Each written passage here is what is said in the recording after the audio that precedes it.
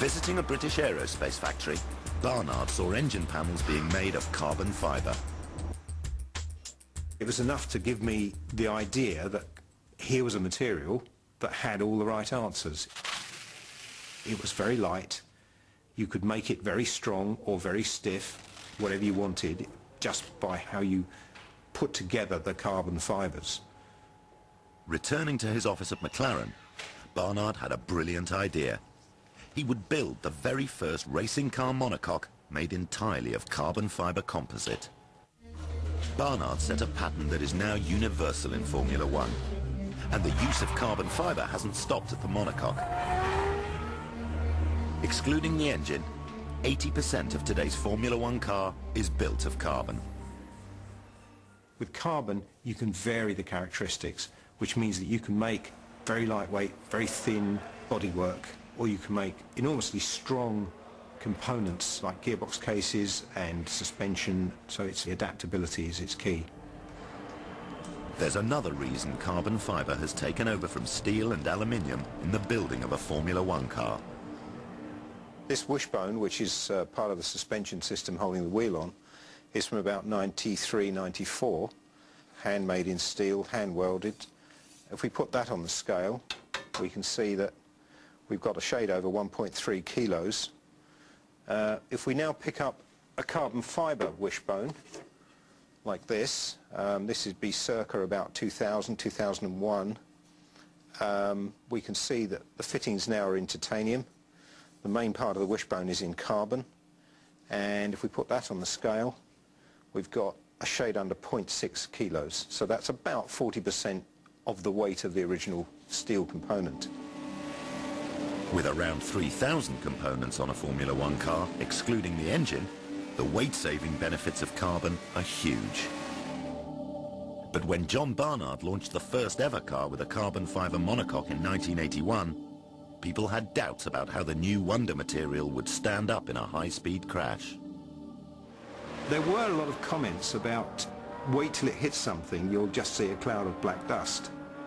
In fact, what happened in the first year of running the carbon fibre monocoque, John Watson, through a driver error, it must be said, went off the road in Monza, travelling at high speed, probably 170, 180 miles an hour, and completely lost it.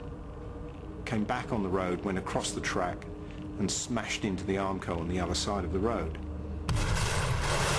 Now the effect was that it actually ripped the engine off the back of the monocoque. And it was very dramatic because the oil tank cracked and some oil went on the exhaust and there was a flash fire and so on. And everybody went, oh my God, that's it. When all the dust settled, Watson just unbuckled his belts and stepped out of this carbon monocoque, which was completely intact and in fact had worked brilliantly as a safety cell. John Barnard admits that driver safety was not uppermost in his mind when he built a car out of carbon. Driver safety, in terms of the design of the car, probably came somewhere down the list. As a designer, you're not going to be the only one to have a fantastically safe car and be the slowest one on the grid. Performance was number one. But striving for performance can sometimes lead to disaster. And in recent years, regulations have obliged designers to move safety steadily up the list.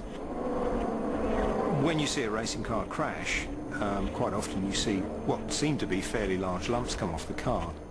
Now, the anomaly is that from a driver's point of view, most times that's a good thing. If when he hits, he rips his wheels off, A, he's taking energy out of the impact, and B, he's removing what could be a dangerous item in terms of damage to him. Ridding the car of dangerous items is a design priority.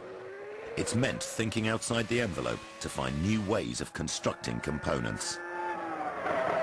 These pieces illustrate the process used in making a Formula One nose cone. We start here with this piece made from solid aluminium, pocketed out to remove some weight, still very heavy. From that we make a carbon mould, because this is what we want on the outside of the nose cone. We then make the outer skin, which is very thin, can deflect this quite easily. Inside that outer skin we fit lightweight aluminium honeycomb core, and eventually we end up with this. So if we look inside this nose cone, we can see, all we see is carbon skin, but in fact between there and there is a honeycomb core like that. But fundamentally that has to take the crash test. When John Barnard built the first carbon fibre monocoque in the 1980s, he chose the new Wonder material because it was light and strong. But over the years, it's also shown itself to be remarkably safe because it crumples. And as it crumples, it absorbs energy. The objective in all these crash tests is to absorb energy, to break up all the little pieces of carbon. The nearer you can get to making your component into a pile of black dust, the more energy you've absorbed.